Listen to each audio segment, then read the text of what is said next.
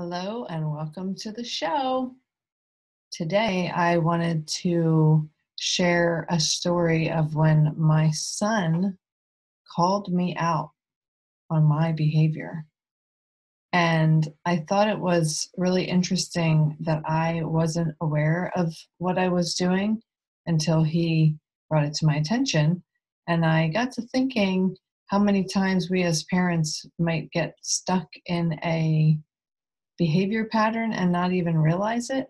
And so I thought I would share it with you here today in the hopes that it might help you to have some insight into your own behavior or your own behavior patterns, as it were. I went into my 16-year-old son's room a few days ago.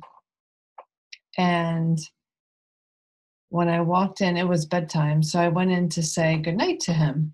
And when I walked in, his room was a mess, which is generally how it tends to be. And so when I walked in, before I even said goodnight or anything, I immediately commented on the mess that I saw in his room. And he immediately called me out on it.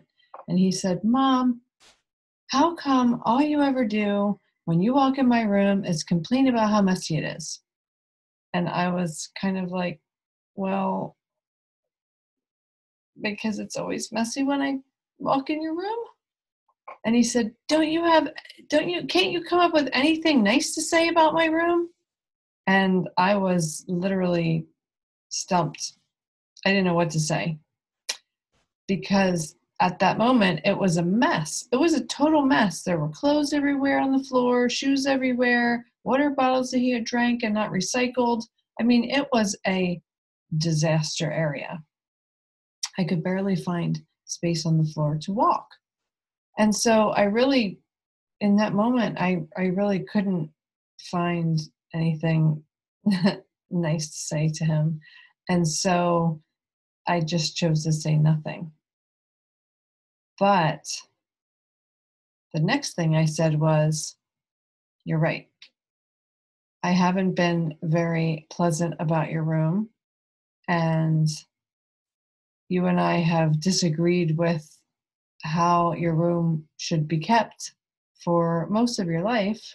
You prefer it to be messy. I prefer it to be clean. So yes, you're right. I have been harping on you about your room, and I probably should find something different to talk about when I come in here."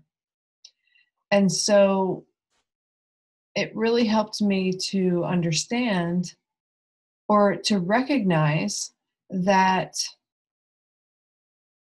well, yes, I don't like, or no, I don't like the condition that he leaves his room in, but that was becoming the focus of our interactions when I was in his room. So instead of interacting with him as my child, my son, my growing boy, who is marching his way toward adulthood, who has all these unique qualities and abilities and strengths and weaknesses, instead of focusing on those things, I was instead focusing on his messy room. And is that really what I want the focus of our relationship to be? I just want to harp on his room and nag him about his room? Absolutely not.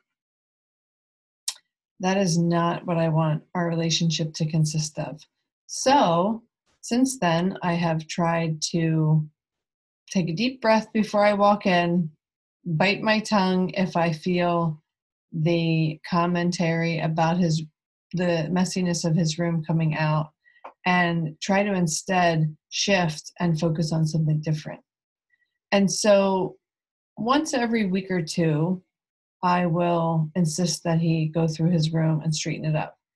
And if I do that, he realizes when I point it out and ask him to clean it up, he realizes that it's actually pretty messy. And he usually willingly straightens it up.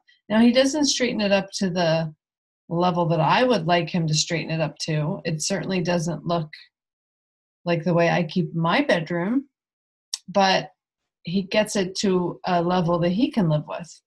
And so it's his room and it's his belongings, and he has to live with it.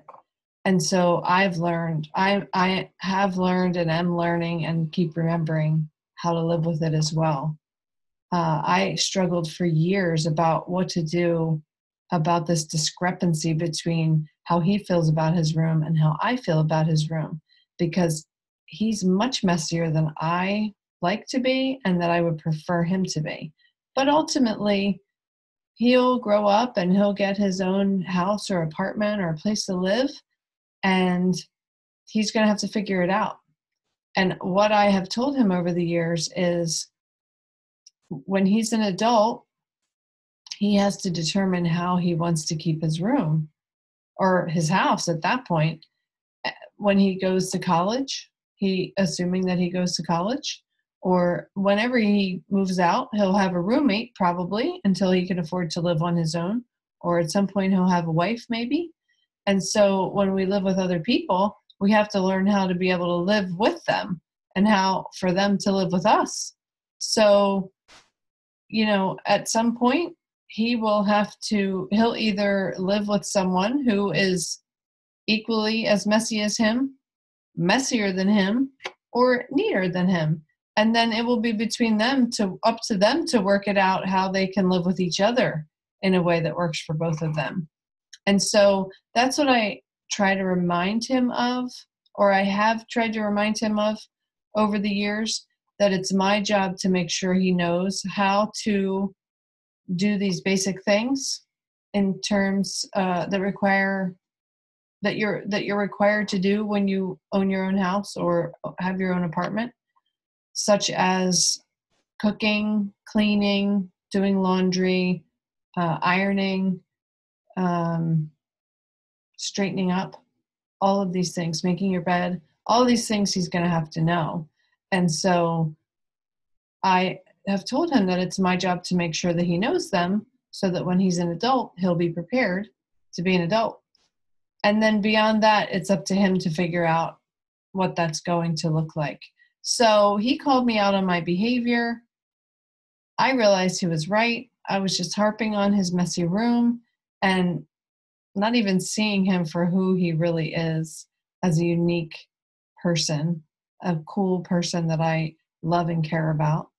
And so I appreciated that he called me out, and I adjusted how I interacted with him since he did that. So hopefully I'll be able to remember to stop hyper-focusing on his messy room and just instead focus on who he is as a person and what I love about him.